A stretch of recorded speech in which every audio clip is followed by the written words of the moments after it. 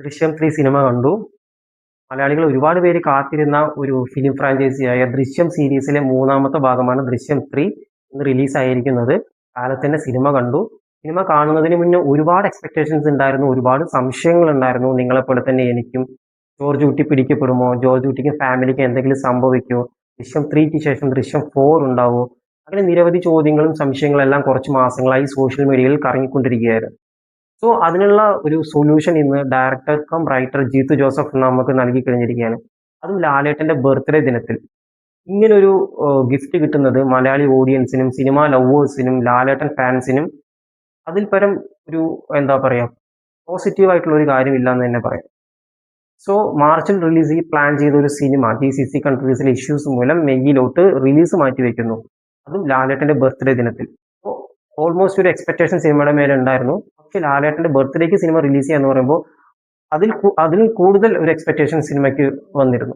അപ്പോൾ ഇങ്ങനെ ഒരു ദിവസം സിനിമ റിലീസ് ചെയ്ത് അതെങ്ങാനും ഫ്ലോപ്പായി പോയിരുന്നെങ്കിലോ അല്ലെങ്കിൽ അതിന് വേണ്ടത്ര കളക്ഷൻസ് ഒന്നും കിട്ടിയിരുന്നെങ്കിൽ ശ്രദ്ധിക്കപ്പെട്ടില്ലെങ്കിൽ എത്രത്തോളം നെഗറ്റീവ് ഇമ്പാക്റ്റ് ആയിരിക്കും ആ പ്രൊഡക്ഷൻ കമ്പനിക്കും ലീഡ് ആക്ടേഴ്സിനും അതിന്റെ ക്രൂവിനും എല്ലാം ഉണ്ടാവുമെന്ന് നമ്മളൊന്ന് ആലോചിച്ച് നോക്കിയാൽ മനസ്സിലാവുന്നതേ ഉള്ളൂ. സോ അങ്ങനെ ഒരു കോൺഫിഡൻസോടെ ആ സിനിമയുടെ മേലെയും ഡയറക്ടറുടെ മേലെയും ആക്ടേഴ്സിന്റെയും ക്രൂവിന്റെ മേലെയുള്ള ഒരു കോൺഫിഡൻസും ഒരു വിശ്വാസവും എല്ലാം ഉള്ളതുകൊണ്ടാണ് ഇങ്ങനെ ഒരു സിനിമ ഇന്ന ദിവസം തന്നെ ഷുവറായും റിലീസ് ചെയ്യാന്നൊരു തീരുമാനമെടുത്തതിൽ ആ ക്രൂവിനെയും പ്രൊഡക്ഷൻ ടീമിനെയും എല്ലാവരും നമ്മൾ ഒരു താങ്ക്സ് പറയുന്നു, ഒരു ഹാറ്റ്സ് ഓഫ്, ഒരു അപ്രീസിയേഷൻ നൽകുന്നു. സോ മറ്റുള്ള ഭാഷകളിലെ ലീഡ് ആക്ടേഴ്സിനെയും ബോക്സ് ഓഫീസ് കിങ് എന്നൊക്കെ പറഞ്ഞ ആളുകളൊക്കെ കമ്പയർ ചെയ്യുകയാണെങ്കിൽ അവരൊന്നും ഒരു പക്ഷേ അവരുടെ ബർത്ത്ഡേ ദിനത്തിലോ ഫെസ്റ്റിവൽ ഡേയ്സിലോ ഇങ്ങനെ ഒരു ചെറിയ ബഡ്ജറ്റിലുള്ള ഒരു സിനിമ ഇറക്കുമെന്ന് ഒരിക്കലും പ്രതീക്ഷിക്കുന്നില്ല. അതാണ് മലയാള സിനിമയിലും മറ്റുള്ള ഇൻഡസ്ട്രിയിലും തമ്മിൽ വ്യത്യസ്തനാക്കുന്നത്. വേറിട്ട വഴിയിലൂടെയാണ് മലയാള സിനിമ ട്രാവൽ ചെയ്യുന്നത്. സോ നമ്മുടെ ഇൻഡസ്ട്രിയിൽ ഏതുതരം സിനിമകളും അതായത് ചെറുതോ വലുതോ എന്നില്ലാതെ നമ്മൾ കാണും, അതിനെ വിജയിപ്പിക്കുന്നറിയാം. സോ അങ്ങനെ ഒരു ഡിസിഷൻ എടുത്ത ലാലേട്ടനും അദ്ദേഹം ഈ സിനിമയിൽ അഭിനയിക്കുകയാണോ എന്ന് ചോദിച്ചാൽ ജീവിക്കായിരുന്നു എന്നാണ് ഞാൻ പറയുന്നത്. കാരണം ഈ ഡയലോഗ് നമ്മൾ ഒരുപാട് പ്രാവശ്യം പലരും പറഞ്ഞു കേട്ടിട്ടുണ്ടായിരിക്കും. അതല്ല, സിനിമയുടെ പൂർണ്ണമായിട്ട് നമ്മൾ ഓരോ സീൻസിലും നമ്മൾ വാച്ച് ചെയ്യുകയാണെങ്കിൽ തന്നെ നമുക്കറിയാം ദൃശ്യം ഫസ്റ്റ് പാർട്ടാണെങ്കിലും സെക്കൻഡ് പാർട്ടാണെങ്കിലും അതിൽ ഏകദേശം ഒരു സ്റ്റോറി ലൈൻ, അതിന്റെ ഒരു പാറ്റേൺ, അതെല്ലാം ഒരേ മോഡലിലാണ്. ഇതിന് പ്രത്യേകിച്ച് ദൃശ്യം 3 വരുമ്പോൾ പ്രത്യേകിച്ച് മാറ്റങ്ങളൊന്നും അധികമില്ല. ഏകദേശം ഫസ്റ്റ് ഹാഫിൽ വരുന്നത് അതായത് ജോർജ് കുട്ടിയുടെ ഫാമിലി, അവരുടെ പ്രശ്നങ്ങൾ, അവരുടെ ആഗ്രഹങ്ങൾ, കഴിഞ്ഞ കാല ലൈഫ്, അതുപോലെ തന്നെ ഇനി അവർക്ക് എന്തൊക്കെ സ്വപ്നങ്ങളുണ്ട്, അതിലേക്ക് എങ്ങനെ യാത്ര ചെയ്യണം, അതിനെ ചുറ്റിപ്പറ്റിയാണ് സിനിമ പോകുന്നത്. അതിന്റെ ഇടയിൽ അങ്ങിങ്ങായിട്ട് ചെറിയ ചെറിയ ട്വിസ്റ്റുകളും കാര്യങ്ങളൊക്കെ സംഭവിക്കുന്നു. സെക്കൻഡ് ഹാഫിന് അടുത്ത് നിൽക്കുമ്പോഴാണ് പടം കുറച്ചും കൂടി ഒരു ത്രില്ലർ ജോണറിലോട്ട് ട്രാവൽ ചെയ്യുന്നത്.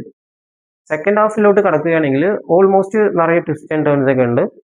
സോ അങ്ങനെ ഒരു സിനിമയിൽ ഫസ്റ്റ് ഹാഫ് ഓൾമോസ്റ്റ് ഇവരുടെ ഫാമിലിയുടെ കാര്യങ്ങളും ചുറ്റിപ്പറ്റിയാണ് സിനിമ പോകുന്നത്. അങ്ങനെ ഒരു സിനിമ നമ്മളെ ബോറടിക്കാതെ പിടിച്ചു നിർത്തണം എന്ന് പറയുകയാണെങ്കിൽ അതിന്റെ ഒരു തിരക്കഥയും അതിന്റെ ഡയറക്ഷനും അതിന്റെ സിനിമാറ്റോഗ്രാഫി, മ്യൂസിക് എല്ലാം ഒരു പ്രധാന ഘടകമാണ്. എന്നിരുന്നാലും അതിലെ ലീഡ് ആക്ടേഴ്സ്, അവരുടെ അഭിനയം, പ്രത്യേകിച്ച് ലാലേട്ടന്റെ ആ സീൻസ് എല്ലാം ശ്രദ്ധിച്ചാൽ മതി. ചെറിയ ചെറിയ കുറേ സീൻസുകളൊക്കെ വരുന്നുണ്ട്. പുള്ളി എന്താ ഭക്ഷണം കഴിച്ച് വായു കഴുകുന്ന കുട്ടിക്കളയുന്ന സീൻസ് ആണെങ്കിലും ശരി, അവർ ഫാമിലിയിൽ ബിഹേവ് ചെയ്യുന്ന ഡയലോഗ് പറയുന്ന സീനുകളാണെങ്കിൽ അങ്ങനെ ചെറിയ ചെറിയ സീൻസിൽ പോലും പുള്ളി എന്താ പറയുക അഭിനയിക്കല്ല, ജീവിക്കുകയായിരുന്നു സത്യം പറയുകയാണെങ്കിൽ. എത്ര ലൈറ്റ് ആയിട്ടാണ് പുള്ളി അഭിനയിച്ചിരിക്കുന്നത്. ആ ഒരു ക്യാരക്ടറായിട്ട് നമുക്കതൊരു എന്താ പറയുക സിനിമയിൽ ഒരു ക്യാരക്ടറായിട്ട് നമുക്ക് ഫീൽ ആവില്ല ഇവർ അഭിനയിക്കുകയാണെന്നുള്ളത്. ഇത് നമ്മുടെ തൊട്ടടുത്ത ഏതെങ്കിലും ഒരു വീട്ടിൽ എവിടെയെങ്കിലുമൊക്കെ നടക്കുന്ന പോലെയാണ് നമുക്ക് തോന്നുന്നത്. ആ ഫാമിലി, മക്കള്, ഭാര്യ ഇവരായിട്ടുള്ള ബിഹേവ് ചെയ്യുന്നതും സംസാരിക്കുന്നത്, അവരുടെ ബിഹേവിയർ ടോട്ടലി എല്ലാം തന്നെ.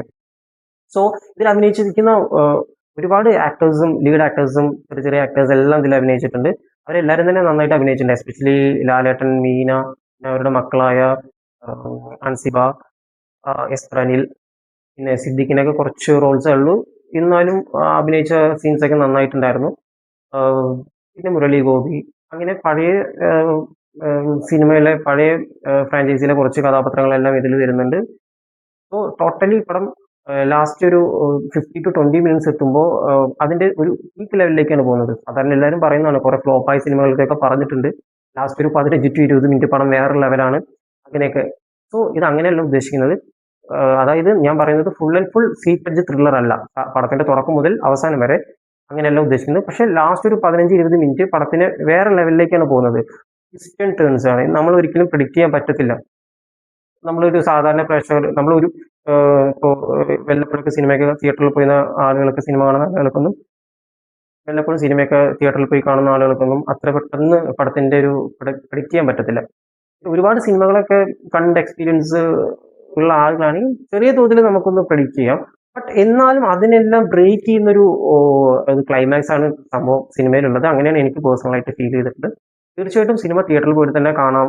അതായത് എത്രയും പെട്ടെന്ന് തന്നെ തിയേറ്ററിൽ പോയിട്ട് കാണുന്നതായിരിക്കും ഏറ്റവും ബെറ്റർ. കാരണം ഇതൊരു ഫാമിലി ഇമോഷണൽ ഡ്രാമ എന്നൊക്കെ പറയുകയാണെങ്കിൽ ഇതിലൊരു മെയിൻ ഘടകം ത്രില്ലർ ജോണർ തന്നെയാണ്.